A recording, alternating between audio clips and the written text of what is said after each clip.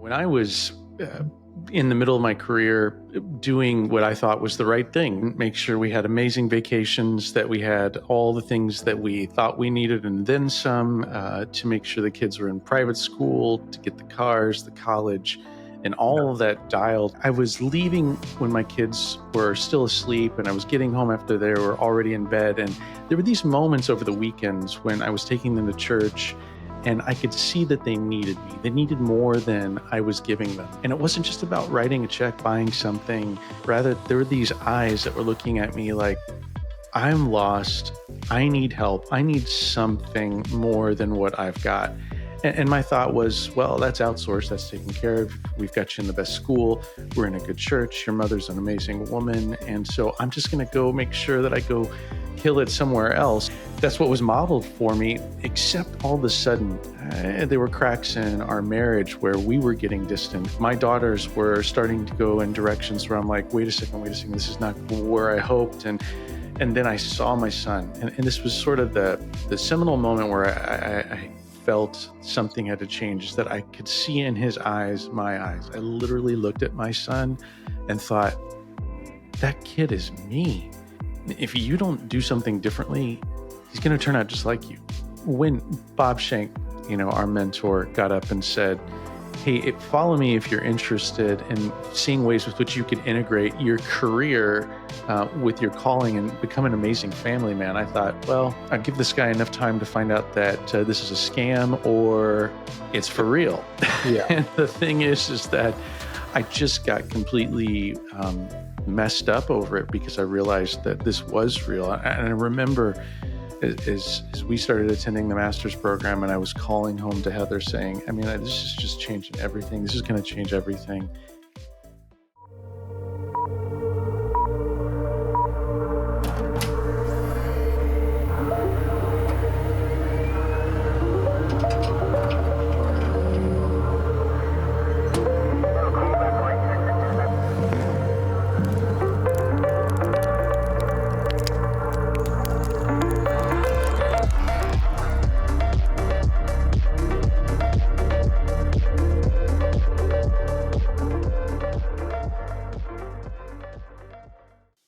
All right. Hey, welcome to the show. I am Noah, and I have a special guest today, Jeff Gerhardt, one of my dear friends.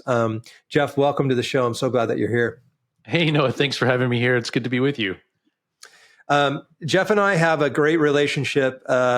We both get to be coaches and facilitators of the master's program, which is an incredible mentorship for Christian leaders that want to discover, explore, and exploit their kingdom calling. They do that using their business as a mission, as well as building a family legacy as a result of it. And so we got a lot to talk to you about today and share with you today. Specifically, I really want to unpack Jeff's story. It's really awesome. And hear his background of just what his journey has been like. It's phenomenal. And the cool thing is we also went through the master's program together. And I'll never forget us sitting together in that room, dude. Was amazing. We both went through a major bunch of transitions in our life together. It's kind of like you're sitting on a plane, and one starts upchucking when there's turbulence, then another one starts, and you look at each other, and we're like, we're really doing this, man. So Exactly. it's really cool. But man, I'm just so grateful to have you here and for share with our friends and listeners here from around the globe really what's possible with a life of significance, not just success in the marketplace. But man, welcome. And Thank you. Yeah, man, how are things going in your world right now? I'm going to getting ready to read your bio and credentials, but at least wanted to hear a little bit of how things are going currently with you. Yeah, things are going great. As you were talking about our story and spending time together in the master's program, what seems like a lifetime ago, our relationship is one where I've never been with someone like you, where I always felt like the description of iron sharpening iron. Like every moment of opportunity to be with you, Noah, is an opportunity to learn. And then for us to be inputting into each other's lives, pushing, thinking, and like you said, deal with the puke at moments where you're going through growth and change like you never expected, but it's been thrilling. I'm so glad that we've been able to do it together. What's going on with Heather and I. Heather, so I've been married to Heather for all these years, 28 years, and we are in full focus of integrating everything that we do from where we live to our business to our ministry. Really don't really see those things as separate.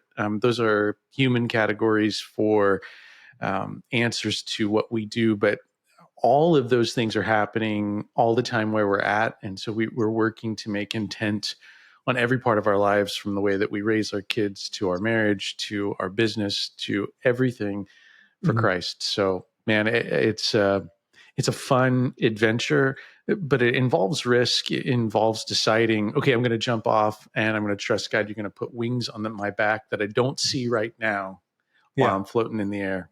No, I'm really excited to unpack a few of these things that we're going to be talking about, and tools that will really help all of our listeners and those that are watching. And today, I know it's going to be a game changer for a lot of you that are here. A little bit about Jeff's background. He's the CEO of the Master's Program, and throughout his marketplace experience, Jeff has been responsible for positioning teams to support product launches, turnarounds, and growth. Jeff is a strategic business consultant who works with leaders to develop plans that match their purpose, their passions, and their potential. And Jeff has international experience as he's served as an expat in Switzerland while at Edwards Lifesciences, and has led significant change programs in the US, the Middle East, and Asia. Jeff is the founder of Centix, which focuses on organizational health and cultural consulting. And then Jeff and his wife, Heather, co-founded DM Ranch, which hosts marriage workshops and special events. Jeff also has a podcast launching in September called Leveraging Success. And Jeff is the board chairman for Uncharted Ministries and on the board of advisory board for Engaging Nations. Jeff and Heather have 4 children and 2 sons-in-law and live in McKinney, Texas. Hey, so having you on the show is great because we have so much history together. And the best part is I know where to handpick these nuggets that I know that everybody that's watching and listening. Yeah, exactly. I got a shovel. And so we're going to start digging. Here's the deal.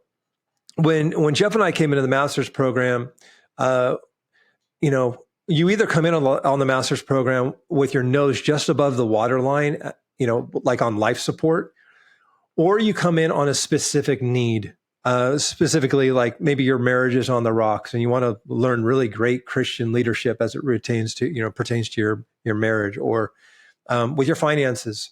Some are just hear the word calling and they want to find their ticket. Everybody comes in under a different reason.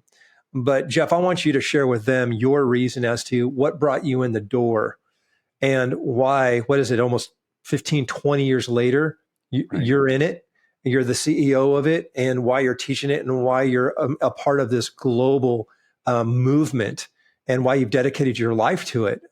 Talk to us about what brought you in the door, marriage-wise, money-wise, business-wise, life-wise. Yeah, I mean, the Master's Program changed everything.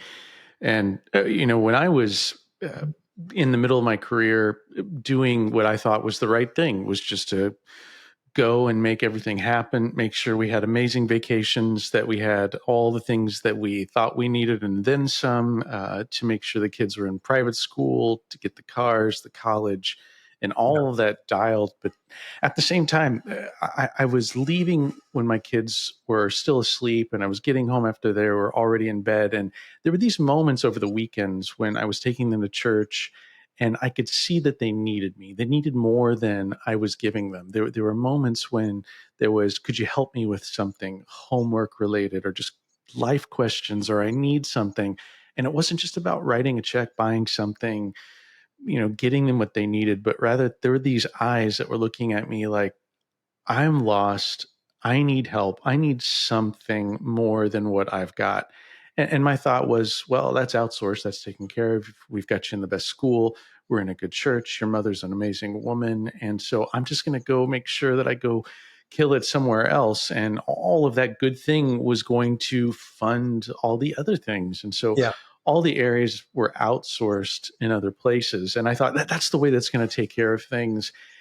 that's what was modeled for me, except all of a sudden, there were cracks that started to appear. There were cracks in our marriage where we were getting distant. There were moments with which my daughters were starting to go in directions where I'm like, wait a second, this is not going where I hoped. And then I saw my son, and this was sort of the seminal moment where I felt something had to change, is that I could see in his eyes, my eyes. I literally looked at my son and thought, that kid is me.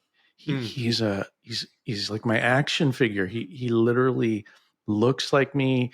He says things like me. You know what, Jeff? If you don't do something differently, he's going to turn out just like you. And I was starting to look around and thinking, man, I'm just repeating my dad's life over again. And so that repeating cycle made me say, something's got to change. And when Bob Shank, our mentor, got up and said, hey, follow me if you're interested in seeing ways with which you could integrate your career with your calling and become an amazing family man, I thought, well, I'll give this guy enough time to find out that this is a scam or it's for real. Yeah. And the thing is that I just got completely messed up over it, because I realized that this was real. And I remember as we started attending the master's program, and I was calling home to Heather saying, I mean, this is just changing everything. This is going to change everything. And for her, she started to see me change drastically. And it was really authentic and organic. And that all of a sudden it was just a realignment. It wasn't like I had to change who I was at my core. I actually had to expose the truth of who I was, and then begin to be real with that, and be who I was made to be.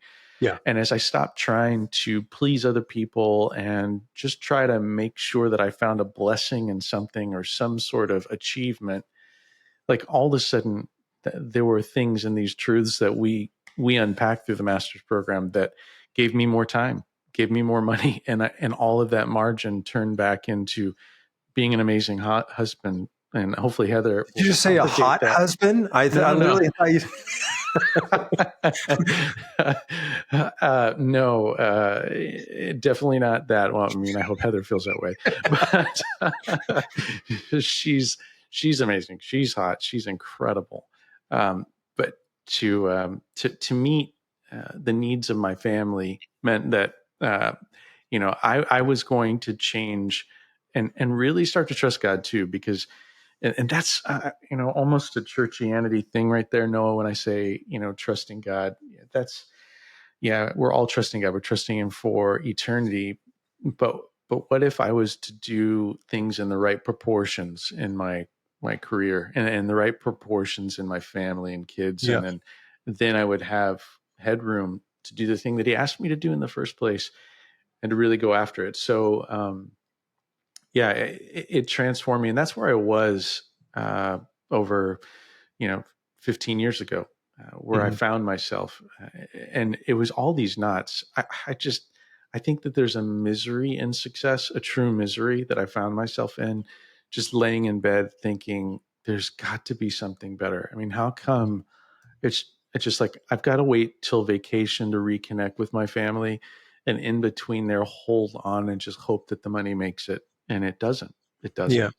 Yeah. It's almost, would you say that you were kind of in this mode of this hamster wheel of you got to be a great provider?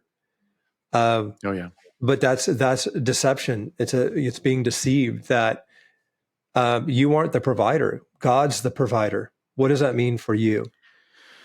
Well, there's these leverage points with which we start to understand that, and we talk about it quite a bit.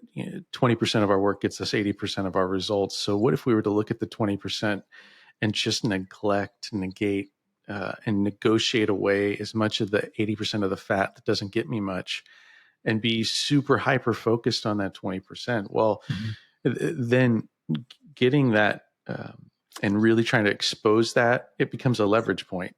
Yep. I've always been a bit of I think of myself, let me say it this way, Noah. When I was younger, I used to say to myself, you're kind of lazy. And I think my father kind of thought that I was a lazy guy. In essence, though, there was a hacker part of me that said I was always looking for the easiest way to get the most done. And Yes. so the master's program really like touched that part of me. It was like, oh yeah, I love this because this is a way for me to get a lot with a little.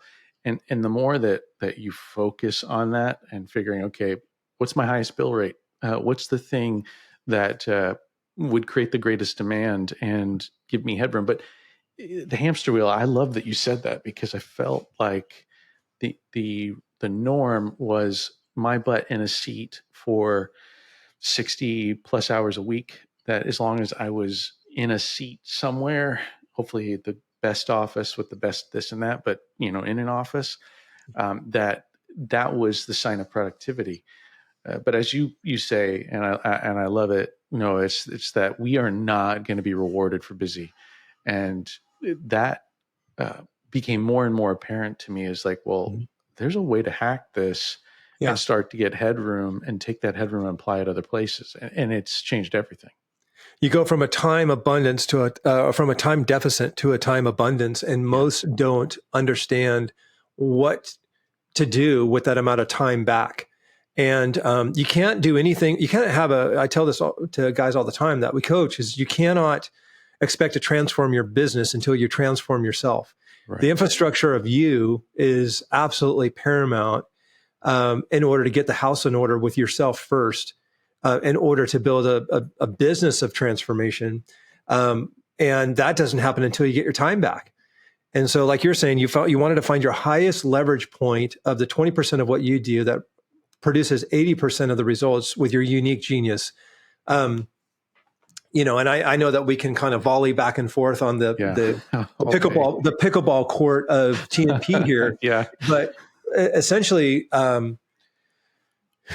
this whole idea of life mastery is really at the core, and people say all the time, that's a pretty audacious term, that life mastery. How do you master life? Well, I know that Jesus did tell us that he came to give us life and life to the full. Jesus grew, he himself grew in wisdom and in stature and with favor with God and man. He exemplified life yeah, mastery, the disciplines of mind, body, soul, and spirit. I believe guys like you and me, men and women, leaders in God's kingdom, have mission drift in life regarding their purpose because they don't have very strategic behaviors. They don't have structure, and they don't have the disciplines for an extraordinary life. Um, I remember I walked into that room with TMP and I wanted an extraordinary life. I wanted extraordinary outcomes, but we all Bob, do. did a wonderful job of kneeing me in the groin and holding me while I cry and said, it's a process. Yeah, It's not something to be written down on a piece of paper and go out and execute on it. right. So, Jeff, for you, I'd love to transition into practically what life mastery looks like now. Those disciplines that you've implemented via the master's program and that structure that are now providing extraordinary outcomes. And we'll talk about the extraordinary outcomes in a minute because, friends, those of you that are watching and listening, the code can be cracked of a self-centered life. Most don't know how to get off of it, but the code can be cracked of the self-centered life. And it's when we allow ourselves to be open to doing that blood transfusion. I'm going to bleed out so that the Lord can have his blood transfusion of his purpose and his passion in and through our lives. And in order for that to be exemplified, like it requires getting the house in order through life mastery. Jeff, you went through it. It wasn't easy. It takes a constant shoring up every single day. And I'm so proud to do life with you and to watch you do it. You're living tangible, practical fruit. You're the evidence that life mastery works and life to the full. So I would love to hear from you on a practical, what are your life mastery disciplines with mind, body, soul, spirit? Give us a taste and a look into what that looks like for you. Sure.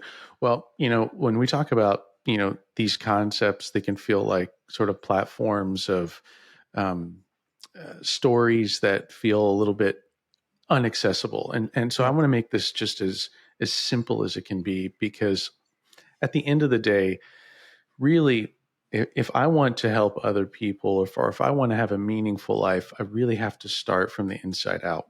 Mm. And that's to say that, and this is an amazing thing, and our friend Rob Dayton, who says this, that I have found really true, is that if I'm short in loving people, for instance, Mhm. then I need to turn around and say, well, what am I saying about myself, and how am I thinking of myself, and how God sees me? You see, this isn't some sort of narcissist work here. It's to say, okay, from the inside out, let me decide that you have made me in my mother's womb. In fact, that you have made me as a masterpiece, and I'm not looking to the left or the right and saying what do I don't have, or what do I wish I had.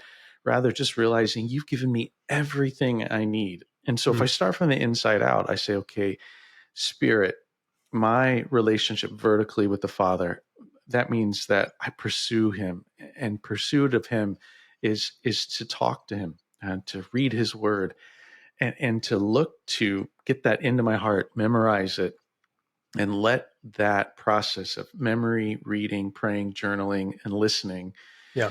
be an ongoing communing. Like, these five senses we've got, Noah, are they can deceive us and take us away from the sixth sense, and understanding it. In the spiritual realm, there's so much going on, and it's the greatest reality, and it's our future reality. And so the more that I can connect there and be significantly seeking, okay, God, how do you feel about what's going on right now? Or, ooh, I feel you saying something to me right here. Or I'm remembering that scripture, and being in that flow with him is the beginning. It's the beginning. And then loving other people, and my soul is to always be aware of, how am I making them feel? What are their needs? How can I serve them first? You before me. And if I'm short there, if I'm finding, oh well, I'm being critical of someone, or I'm just not feeling it, it's quite possibly most likely that I've got a deficit in the way that I'm experiencing God's love. Yeah. And so loving God, loving people, and then the process of filling my mind with the right things.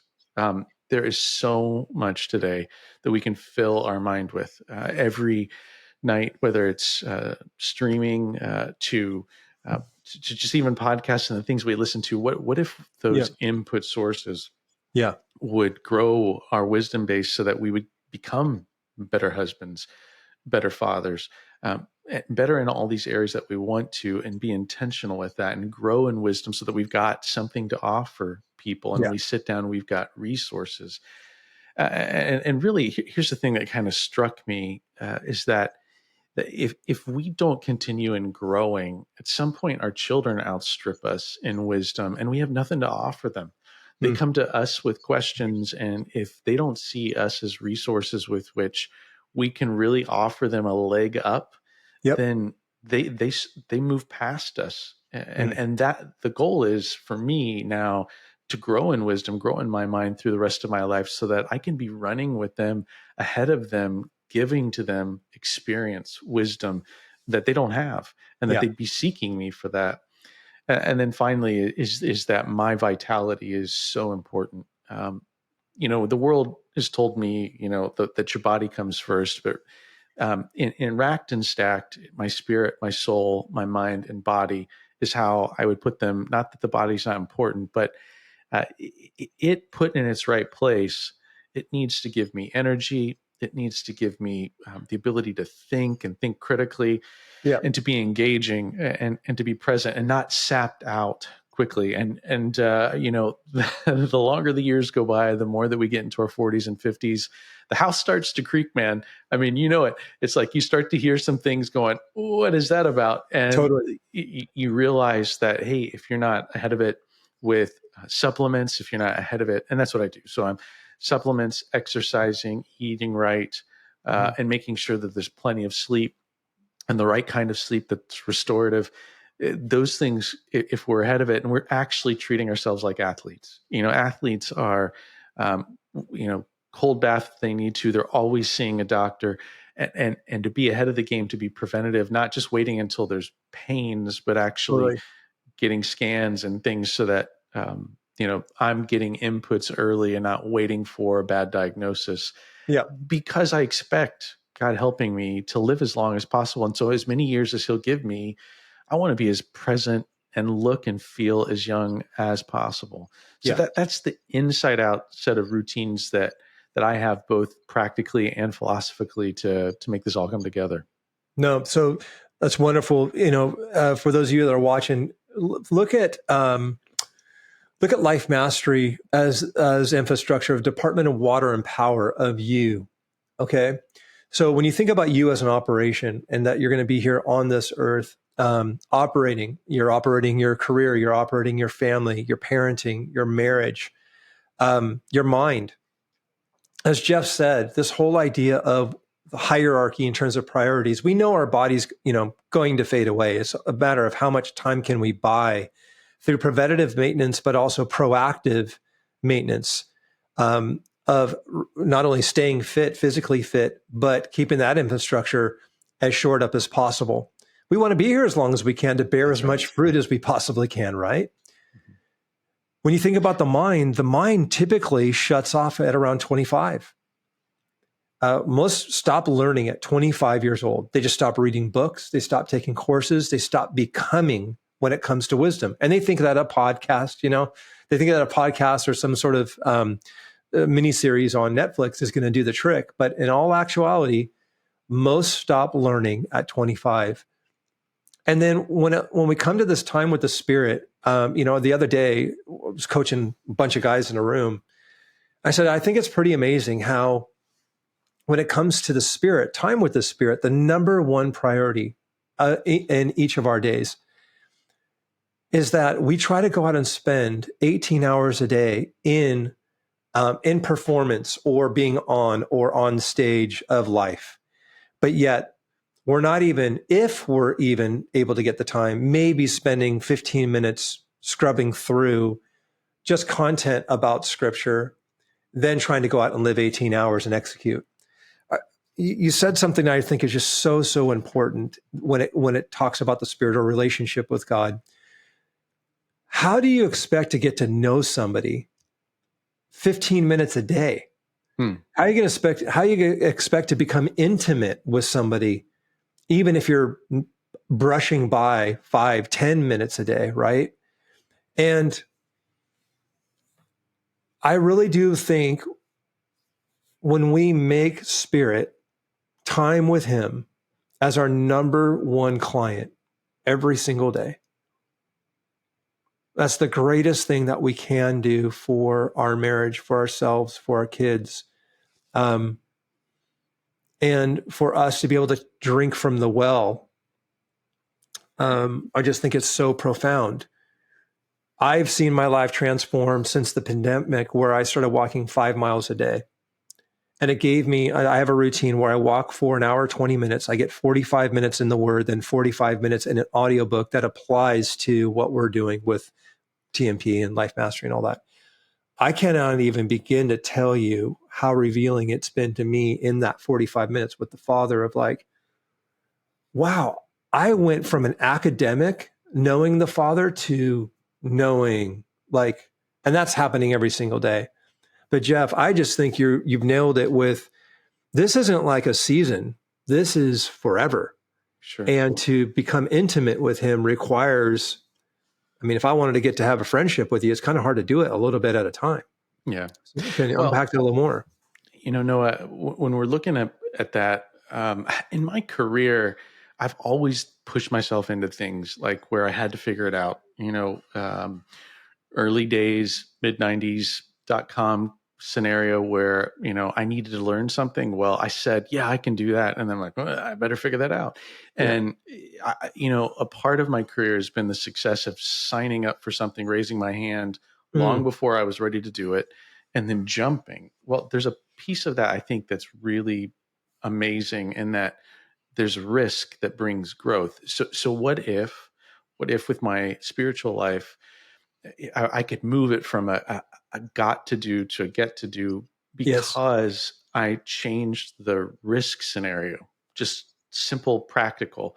What if I started giving more than I have capacity for? I'm not talking about giving and not being faithful, feeding our kids and Right. Right. Right. paying our obligations. I'm saying that maybe what I think is possible, I'm saying, well, this is all that I can give. But what if instead I gave a lot more and put my risk profile in a place where it's like, whoa, God, if you don't show up, this is not going to work.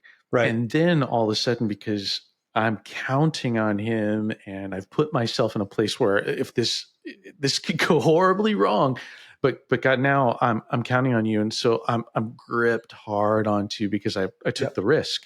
Yep. And it's not just in giving. It can be in our career choices. It can be in our life's mission. And then all of a sudden, now he's faithful. He Mm, proves himself. He shows up, and mm, and it's just like this. No, when my girls were little, I used to love to get them to take little bitty risks. I'd put them on a step at the playground and say, "Come on, jump into my arms," and they would. And then I would keep putting them up a little bit higher. And when I put them on that top step and put my hands out and told them to jump, I could see their stomach go in their throat, but I caught them, and then they had the confidence to do a little bit more. And that's our growing spiritual life. It's like, if I really want to pursue God, I have to be in something with him that he shows himself. He's manifest in my life. It's undeniable. I have a story with which I can say he is so real, and I just can't wait to be with you because I can't wait for the next thing.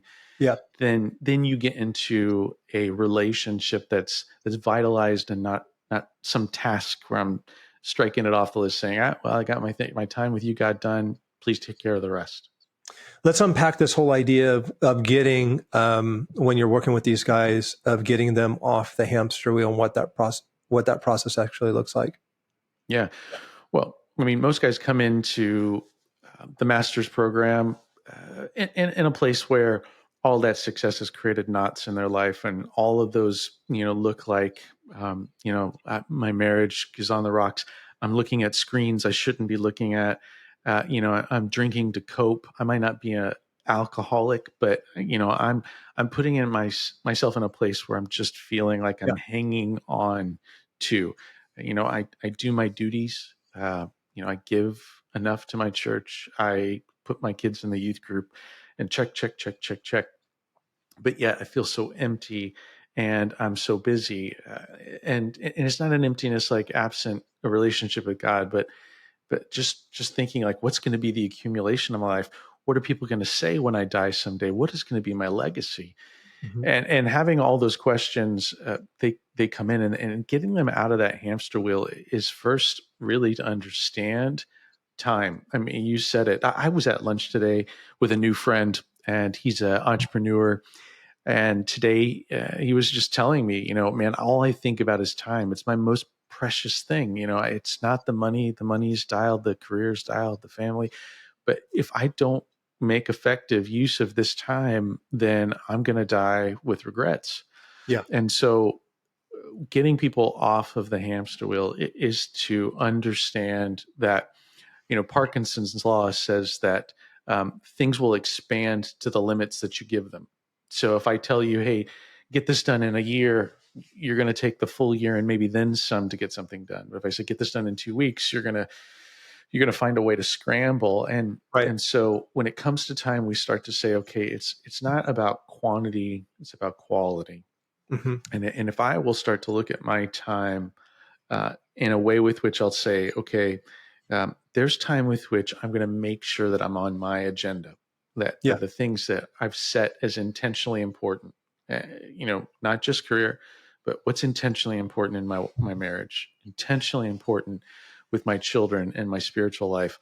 As I start to map those out, then what we do is we start to work and say, okay, what's important? What's in the 20%? Mm-hmm. Book that into focused time so Mm-hmm. that you start to make sure that happens. Now, Yeah. that doesn't mean that I become unavailable to the world. It just means that I make sure that my agenda is set so that I can be on a path Yep. to achieve. So really the beginning part of this is to straighten out what's important, what do we want to achieve, what do we want said about us in the end, what is our legacy, and having all of that clarified, then start to look at time and become intentional with that strategically.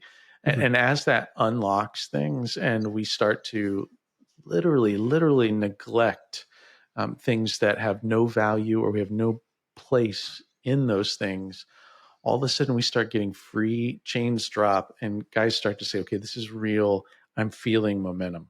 Hmm. Yeah, it's interesting. The whole idea of if I put $150 million in your bank, um, that doesn't buy you purpose.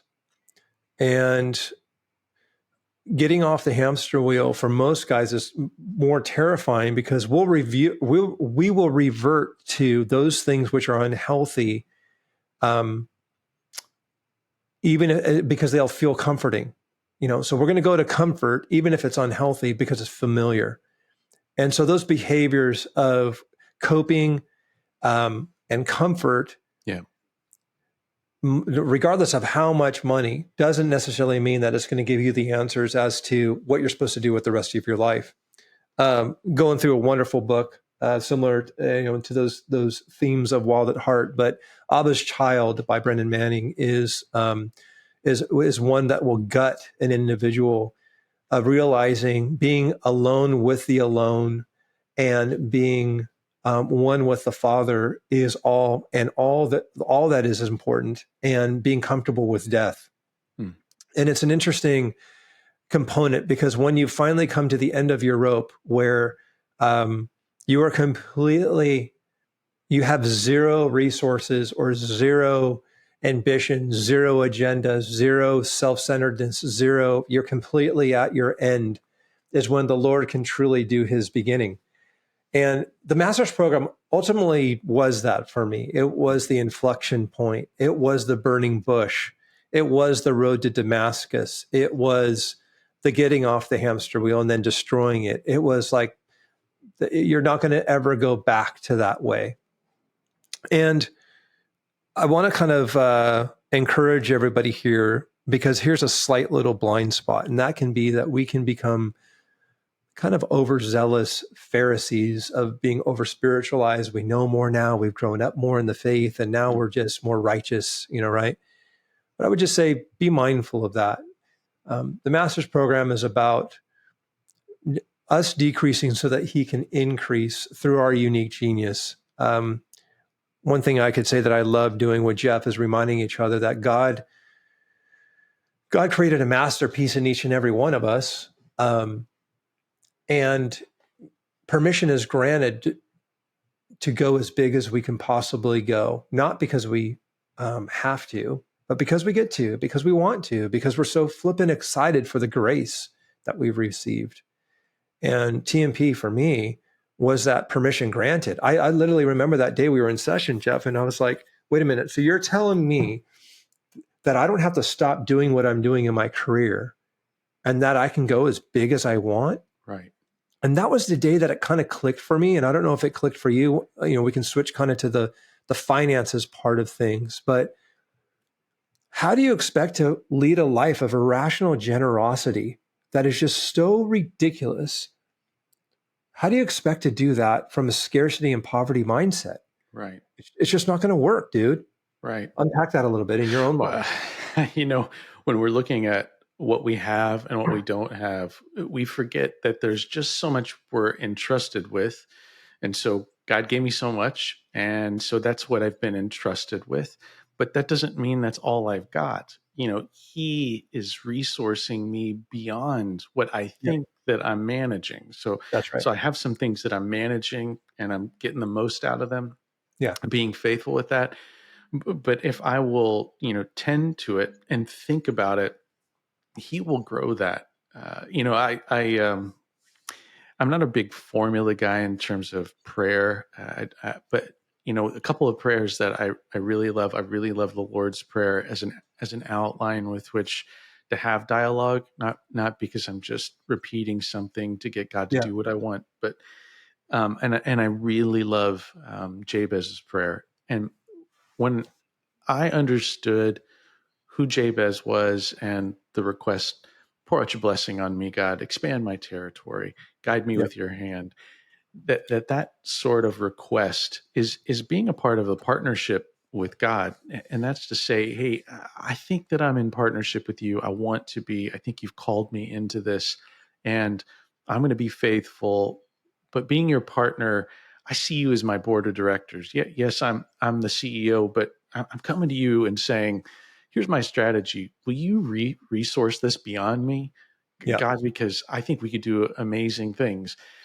And so, he starts to pour out capabilities beyond what I've got. And we have to play like what bigger than what we have, because if all I play with is what my eyes see or what my hands can touch, I will Mm. play down to that level. But Hmm. having the mind of, okay, the board, the God that is behind me, that's got my back in this, that my God is going to give me everything that I need. And so I'm going to lean into it. And you know what? We're never failing. We're only learning. Yeah. Even if I feel like in this world someone could label something as a failure, I'll never categorize it as that, because I know that he's going to honor those efforts and Yeah. and being in collaboration with them. So financially, especially here in the U.S., where we have so much and we're all frankly rich, especially in comparison to the rest of the world, you realize, okay, if I stop thinking about what I don't have and realize that even if I'm concentrating on that my God has everything, then I lean much harder, much further. I go for things that are beyond me. And it's Mm. not me being a poser or trying to pretend like I've got more than I have. It's because I believe and I know in my Yep. heart that I've Yes. got more than what maybe people see for me. And so I'm reaching for things beyond me and playing at a level that assumes that it's all going to come together. It's all going to be paid for. It's all going to be amazing. Um, Talk to me about, you came into the master's program, tied in a knot, got your house in order, mentally, physically, spiritually, relationally, your marriage, your parenting. I remember interviewing Heather and how she just said, literally, I have a different husband. It's completely your mindset was different. And then you kind of go from untying the knot to then all this newfound capacity and all this new permission and all this new opportunity that the Lord brings, divine opportunity, and you're prepared. And so you start to execute on that. And over the last decade, I remember your first 5 years, then your 10th year, then Yeah. now graduating, going through it all, and then leading others through the process. What does life look like now in terms of outcomes, tangible proof, and fruit in terms of your portfolio with your assignment? We speak of that in the program of you gain and you find a kingdom assignment, you execute on it. We call it those things which break God's hearts and puts a smile on his face. And how do we use our business and our life to maximize that? Could you just give us a quick flyover as to what does life look like for you and Heather now? And what does your portfolio of stewardship look like? Would love to hear that so that people can see the outcomes of where you were and where you are now. Sure. Well, when it comes to our marriage, everything that we're doing is intentional in terms of our dreams together, our time together, what we're hoping for, and our outcomes. Yeah. But we see past career and kids. We have dreams that integrate our plans, and it's not that we're just marriage partners or even that we're business partners. We're both those things. But we're missional partners in the outcomes, and we're working towards fruit in our kids. We're Mhm. working towards fruit in the opportunities that we've got. So what that looks like is everything from spending intentional time. We do best days with our kids where we spend time 24 hours, sometimes a little more, on their agenda to say, hey, I don't want you to be drug around behind me at Home Depot this weekend and hope that we get some dad and me time. Well, let's spend time where we can have windshield time and intentional discussions. And so we designed for that. And Heather and I designed for date nights so that our date nights include not just the romance and the reconnect, but the, well, what are we doing next, and how's our mission going, and the excitement of looking forward to that. In fact, Heather and I just came back from an amazing week in Puerto Vallarta where we were with some mission partners there. We've got 2 master's programs down there, a men's group, a women's group, that are amazing. I could spend a whole podcast just talking about what I saw down there. But while we were there, encouraging them, supporting them, standing up what's going on, blessing it, and thinking strategically about how we can be a part of how to make that go further, we also got some time together, just the 2 of us, and some time with some dear friends that we were there with. And so it's this concept, which at first, when Bob said it all those years ago, Noah, and he said, "Hey, you're going to make every day Saturday." I thought, that sounds almost too good to be true. But so often you can't tell whether I'm working or playing. You can't tell what we're doing at any one point because we're enjoying both of it, all of it at the same time. So what that looks like is, we have our ranch that we host events on, and it includes hospitality, it includes ministry, it includes consulting, and it includes hosting people to stay at our place. And so we have that as a base.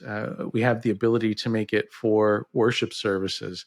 And then that allows us to have a base for the master's program and our org health consulting, all to be here while we're living with our kids and seeing them grow up. Man, I tell you, my sons, they're really special. This morning, well, no, you might not be surprised. I don't know. We were doing the master's program. We do it where I will take pieces of it, and we're currently in the 5th session together, and to be inputting this in design of their life with them in high school right now is amazing, because I know, like, if I could just go back to Jeff in his early 20s, and take some of this, what would be different? Right. And the ability to insert this into their life with all the godly principles, to memorize scripture together and be setting them up.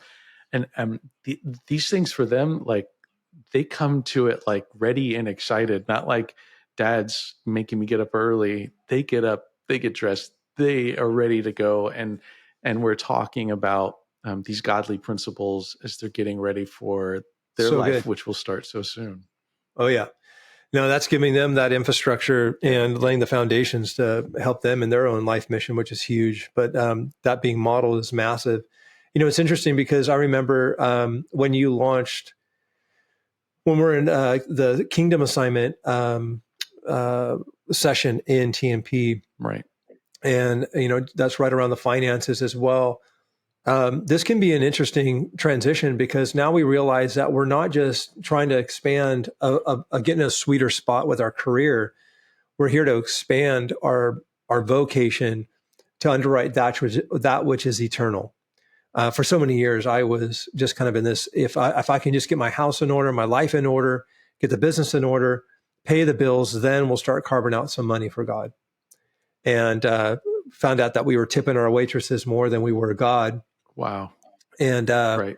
when you look at that in terms of the way culture and the way the church operates, you just go, man, we have to be living beyond our own comfort and ourself. We're not here just to get ourselves insulated from challenges. The currency of faith requires us to lean into more risk and danger, and there's going to be challenges that come with that.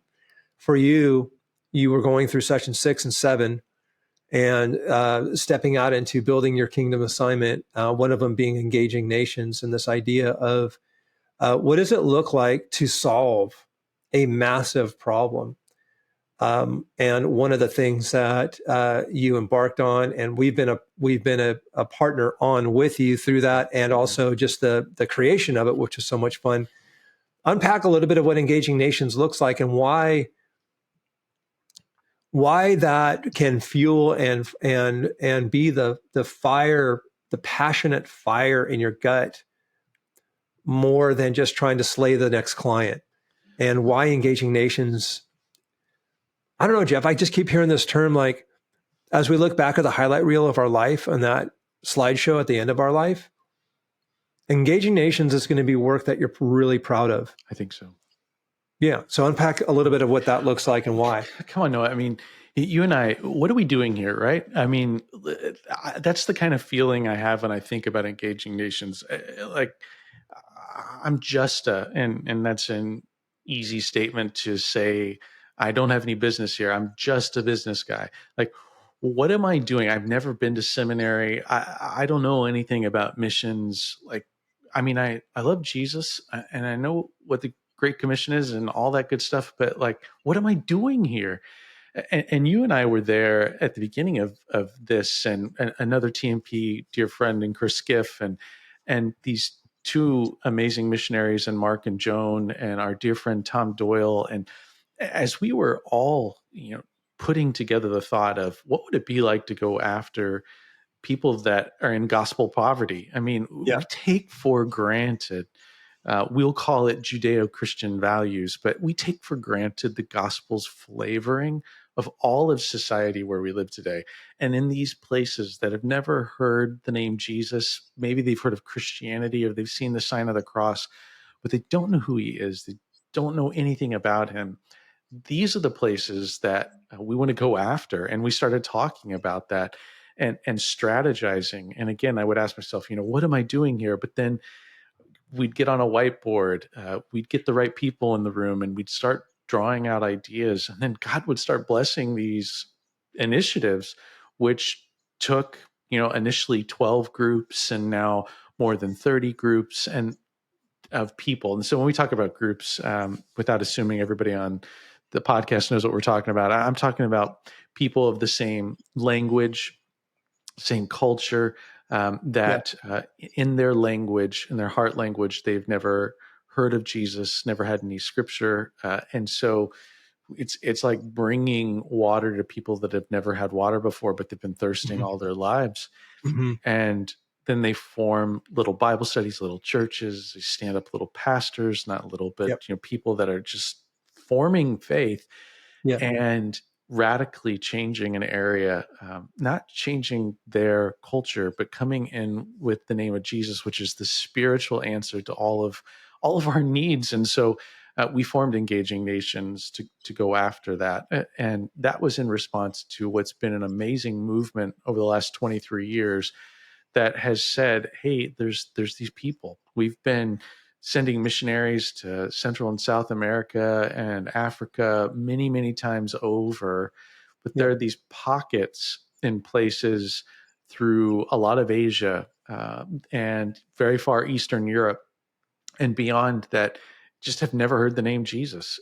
So going after them and bringing that has been our goal. And you and I, we partnered in everything that was digital to the design of everything that they've been using to get more partnership, which has been incredible. But that's just been a God story over and over and over again. All these places that we've been taking the gospel, and I can, what's so fun is we can say we here, right? Because it is a we. I mean, we weren't on the front lines. We didn't get in a plane to go to those places, but our work created the infrastructure. God, with God's gifts, we put all that out there, and it's been real. It's really happened. I can't tell you how many stories and people that I've met. Do you have a moment? Can I say like the shortest story?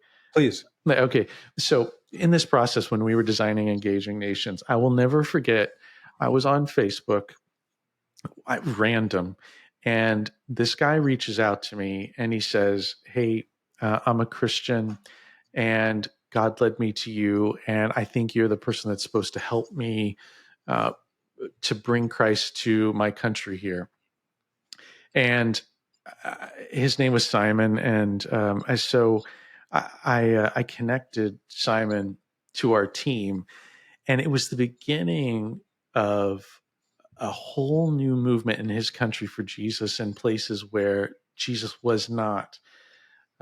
So I have to mask some of this. I'm realizing that there perhaps is some security concerns, but nonetheless, for me to have that experience, to have somebody, what seemingly was random, go through a process of realizing God was in it through a random reach out through Facebook, who's now one of the most critical partners to Yep. spreading the gospel in his country. I mean, that's just a microcosm of the many ways Totally. that God has created relationships and provision like we never imagined.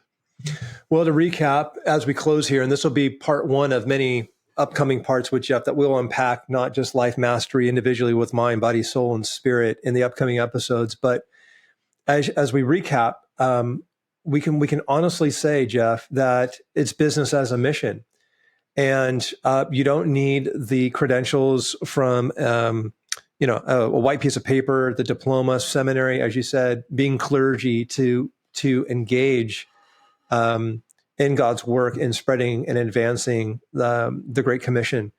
But you can use business to do it. And that's exciting and that's thrilling. And I'm hoping a lot of our listeners and viewers will understand like how powerful that is, that, when I stop and look at it, I'm like, God wants each of us to bloom where we've been planted right now. You could be in a cubicle in a high rise in America. You could be anywhere in this world, but he wants you to bloom in your current assignment where you're at. And most of us feel like I'm going to retire and go into the mission field. The mission field is right where you are today. That's right. And we believe here at the Master's Program with the folks that we coach and consult that the Christian businessman and woman are the most underserved, under maximized missionary on the planet. That's right. And one of the reasons why I can say that with conviction is the amount of customers you impact, the amount of employees you impact, the amount of folks that are in your database with your email list, the amount of folks that are on your social media combined, on average, let's just say it's a few thousand, is more than most mega churches.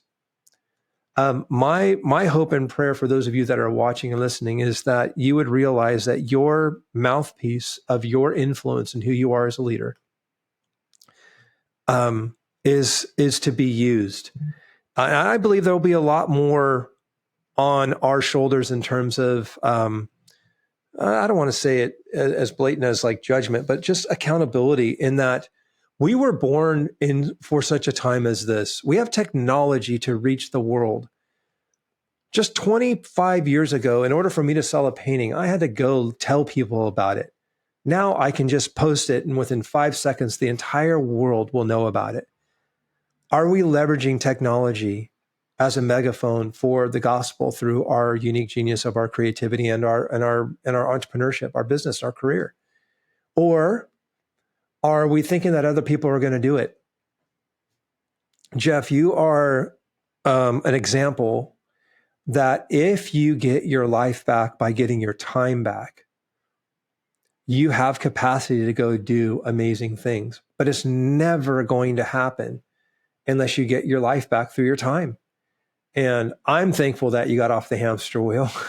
My job is to also make sure that you never get back on it. Yes. But I'm glad that we both are in each other's lives for that accountability. And we have this amazing movement that's happening. I know that we've got some links down below in the show notes and in the comments where you'll be able to connect more. Jeff has got this incredible new Life Mastery free series that if you'd love to get this series and go through this course, check it out. It's free. It's awesome. And you're going to hear a lot more of his story, which I highly would recommend that you would watch. But we're going to show you the links to that. There's some links to the Master's Program as well, and just ways that you can connect with Jeff and do life with him. Jeff, any parting remarks? And we're going to have you back on, and we're going to go through those other points. But just as we wrap up this episode, Bud, I'd love to hear any parting remarks that you have for our viewers. Yeah, we've been talking about risk today, and there is something to getting my sea legs where, I can get used to the waves and start to feel like actually this is my home. And so those of us that love risk, especially in the marketplace where we put something in the ground and we wanted it to come back and grow.